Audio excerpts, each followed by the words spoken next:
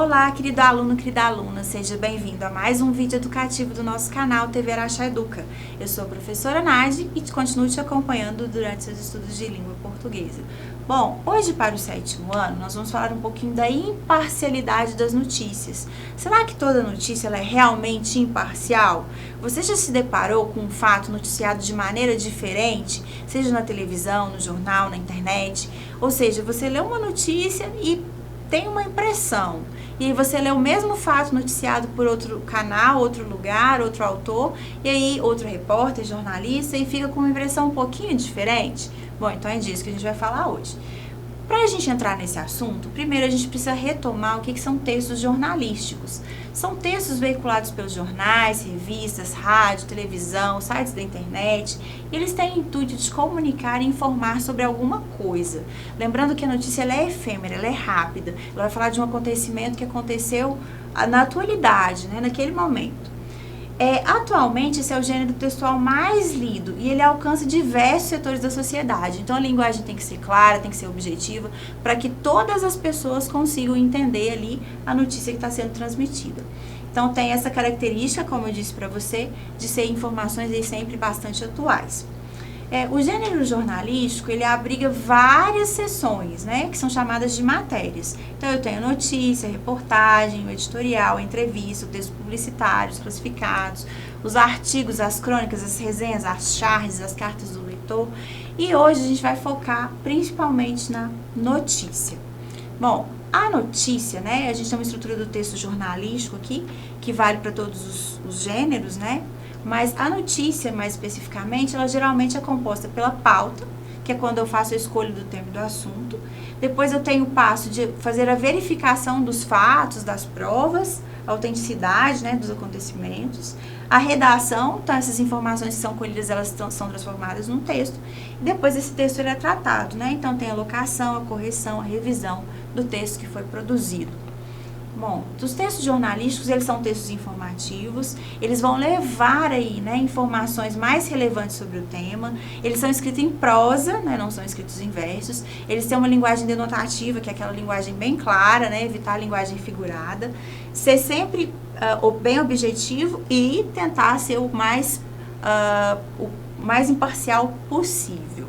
E a gente vai falar um pouquinho sobre essa imparcialidade, que é o tema da aula de hoje.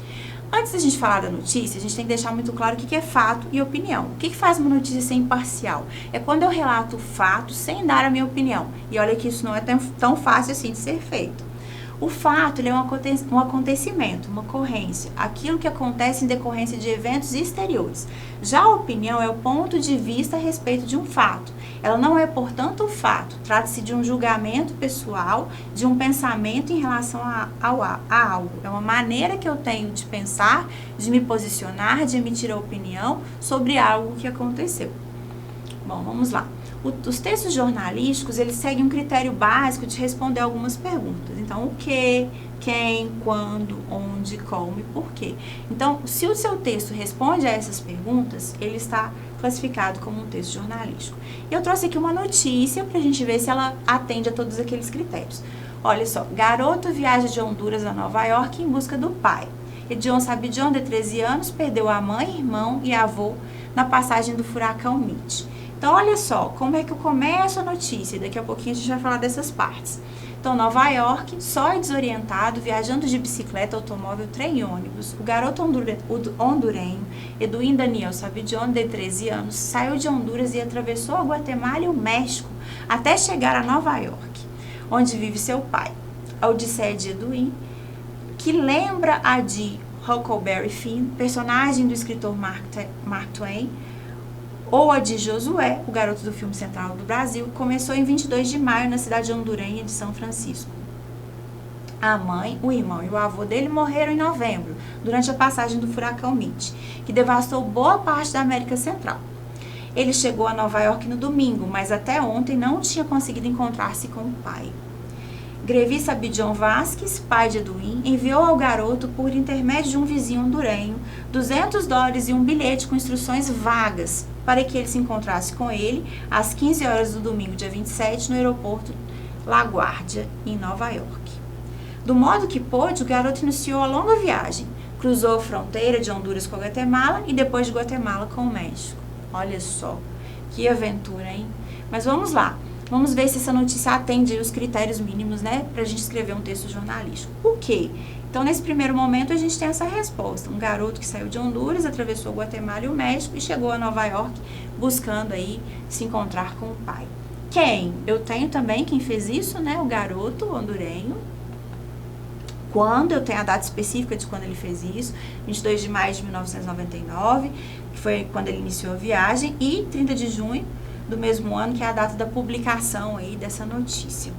Por quê? Então, a gente tem aqui a motivação, né? Por que que ele saiu de lá? Porque ele perdeu a mãe, o irmão e o avô na passagem do furacão e aí ele atravessou aí, né, as fronteiras para se encontrar com o pai. E como? Sozinho, viajando de bicicleta, automóvel, trem e ônibus. Bom, então a estrutura da notícia, ela é essa aqui, que a gente chama de pirâmide invertida. Então, aqui em cima, né, na manchete, aqui no título, eu tenho informações mais importantes. Quem, o que, quando, como, onde, por quê. E à medida que eu vou avançando, né, eu vou tendo informações que são menos importantes. Olha só essa estrutura da notícia aqui. Aqui eu tenho o nome do jornal, a data, aqui eu tenho um título, aqui eu tenho um subtítulo, a imagem, eu tenho uma legenda da imagem. O lead, que geralmente é o primeiro, né, os primeiros parágrafos, e eles falam aí o que é mais importante, né, um resumo, como se fosse um resumo da notícia. E no corpo da notícia eu tenho mais detalhes da notícia, né, e vou trazendo outras informações. E aqui o lead seria como se fosse um resumo, né, da notícia toda. Bom, então vamos lá, vamos praticar um pouquinho para ver se você entendeu quais são as partes da notícia? Bom, então vem comigo, vamos resolver aqui esse exercício, esse joguinho. Então, aqui eu tenho uma página de um jornal, tem algumas partes. Essa primeira parte aqui, eu tenho o nome do jornal e a data da publicação, certo? Isso que vem maior aqui, né, com letras destacadas, aqui grande, negrita, é o título da notícia, que é criança que faz atividade física tira boas notas. Eu tenho aqui o lead da notícia, certo? Que são os primeiros parágrafos, que é o resumo. Eu tenho também aqui, ó, essa parte um pouquinho menor, que é o subtítulo da notícia. Então, ó, mexer músculos fornece oxigênio ao cérebro, o que pode melhorar o desempenho escolar. E tenho aqui em cima a seção do jornal. Então, a gente tem notícias, esportes, política, economia, que essa parte está na seção de saúde. A gente tem uma fotografia também, que ilustra aí essa notícia, né? Os garotos aqui nadando. E o restante, que são mais informações, né, sobre isso, que é o corpo da notícia. Bom, vamos conferir, vamos ver se nós acertamos tudo. Ótimo, bacana. Vamos lá, vamos aprofundar um pouquinho mais os nossos estudos. Vamos lá, daqui a pouco a gente vai analisar algumas notícias, mas antes eu tenho algumas perguntas para fazer para você. Vamos desenvolver um olhar um pouquinho mais crítico sobre a notícia. Essa habilidade, ela é conquistada mediante a análise de discursos. Então, se eu preciso me posicionar criticamente a respeito de um acontecimento, de um fato, é necessário que eu leia textos diferentes, de autores diferentes, para que eu construa uma opinião sobre aquele assunto, certo? E até que ponto que se estende essa neutralidade, essa objetividade, essa imparcialidade do autor, né, do jornalista, de escrever aquela notícia, de relatar aquela notícia, né? Afinal de contas, quando ele transcreve o fato, ele acaba levando a interpretação dele para a escrita, né? Então, vamos ver aí até que ponto vai essa imparcialidade. Vamos comparar algumas notícias. Então, o mesmo fato sendo noticiado em sites diferentes. Veja se você percebe aí, né, algumas diferenças no enfoque, na ênfase, né, no que eles estão querendo expor aqui no título da notícia, no subtítulo. Olha só, a primeira diz o seguinte: brasileiros expulsam venezuelanos após assalto em cidade de Roraima.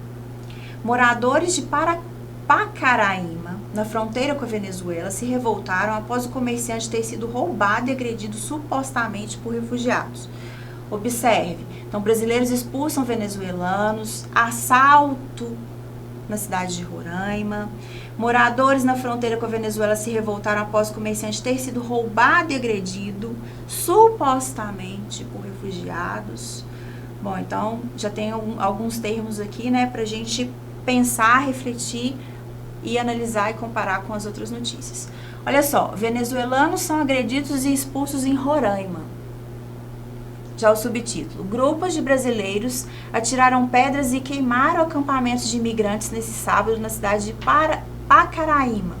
Conflito começou após o comerciante ter sido assaltado supostamente por venezuelanos.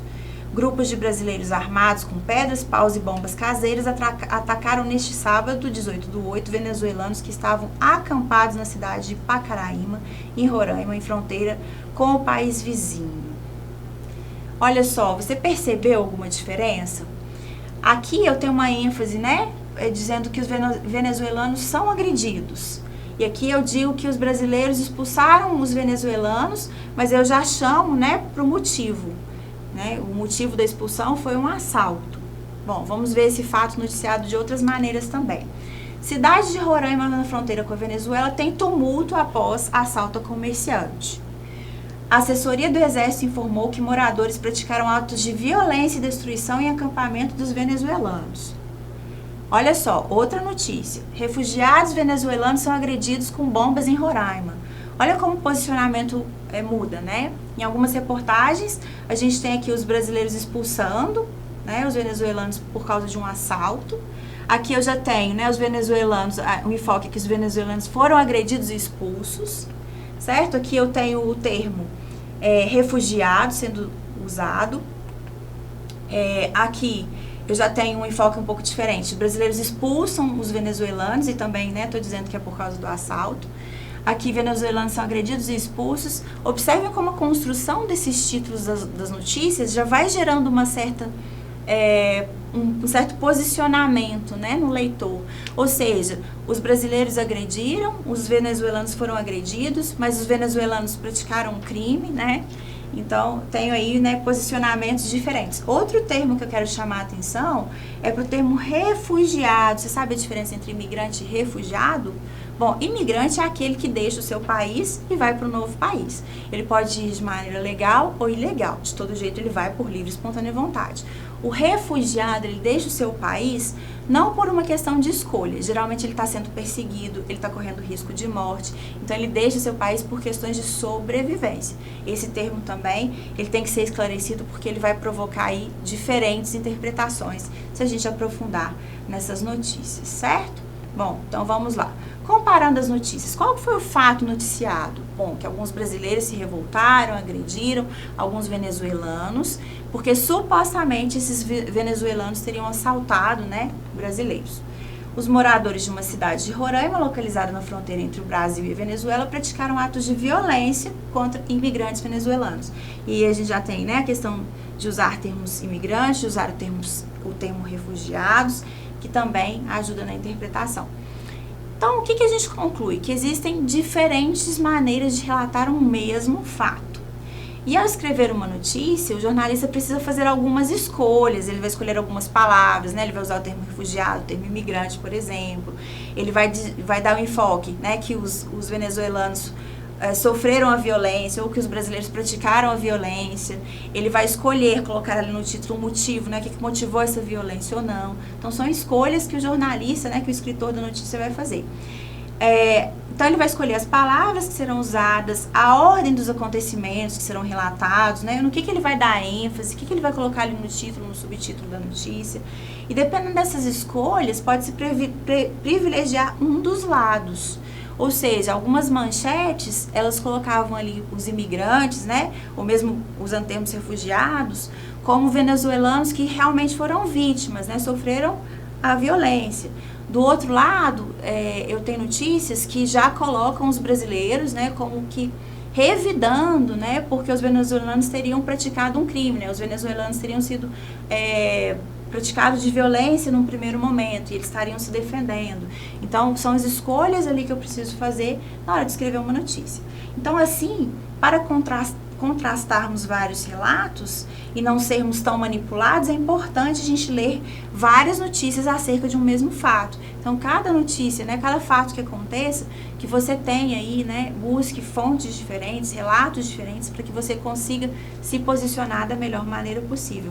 E o quanto é difícil, né, a gente fazer isso. E para falar dessa dificuldade da imparcialidade da notícia, a gente refletir se isso é realmente possível, que tal a gente ouvir um especialista nesse assunto? Vamos conferir? Muito se discute atualmente sobre o real papel da mídia, principalmente no plano jornalístico em nossa sociedade. Porque se pode dizer que a imparcialidade jornalística, na prática, é um mito. Olha só, vamos lá. Provavelmente, em algum momento, você deve ter ouvido na sua vida que quando os jornalistas se formam, eles aprendem que o jornalismo, o bom jornalismo, é um jornalismo neutro, é um jornalismo imparcial, é um jornalismo que vai mostrar todos os lados de uma determinada questão com devido destaque e de forma equânime, de forma igualitária.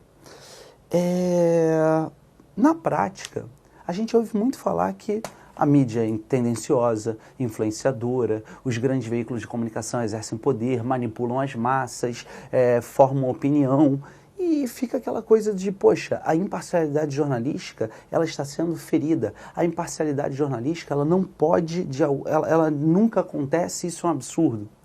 E na prática mesmo, o que a gente está falando é, a imparcialidade jornalística, de acordo com o tópico 7, ela é um mito. Como assim um mito? Por que um mito? No fundo, você tem que saber que o jornalismo, seja ele o bom jornalismo ou o jornalismo ruim, tá? Ele sempre tem que agradar a públicos. O jornalismo depende de públicos para subsistir. E óbvio, qual seria... Por que eu botei públicos no plural, pessoal? Qual seria o público óbvio? Ora, o público consumidor, o cidadão comum, as pessoas que de uma forma geral querem saber o que está acontecendo. O bom jornalismo vai trazer fatos da realidade para que aquelas pessoas possam buscar esses fatos, entender esses fatos, interpretar e a partir daí emitir um juízo de valor. Só que é claro que o jornalismo, ele sabe que de alguma forma o público tem gostos e alguns desses gostos nem dependem da manipulação dele. Eu fico imaginando assim, jornalismo esportivo.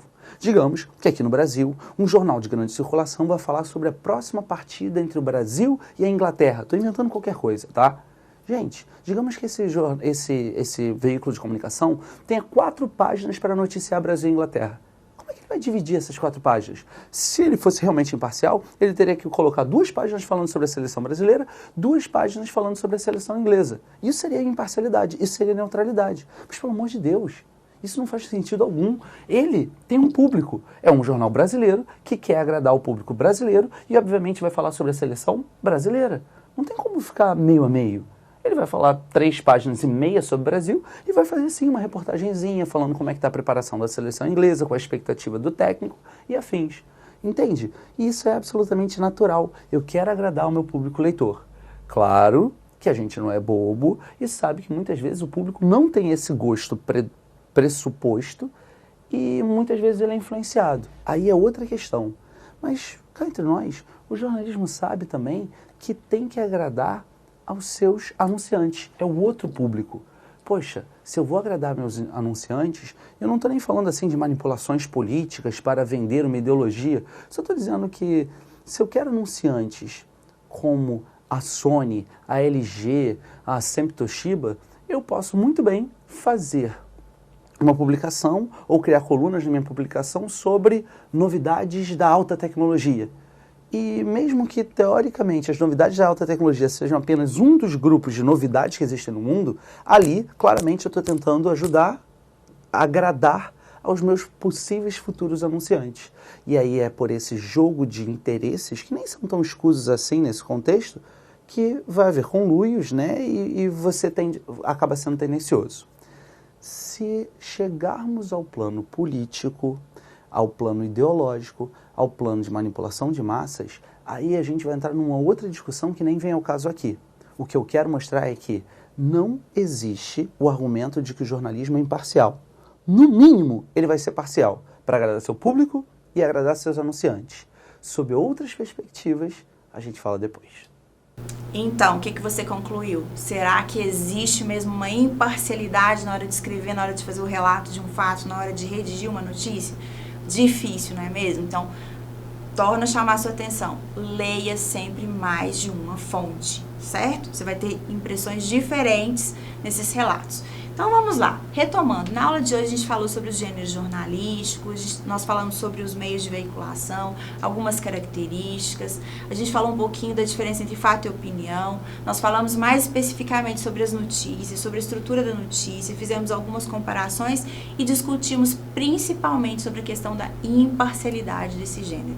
E enfatizando mais uma vez, leia sempre mais de uma versão dos fatos, leia sempre mais de uma notícia, certo? Bom, vamos lá então, aqui nós finalizamos a aula de hoje, espero que você tenha gostado, até a próxima.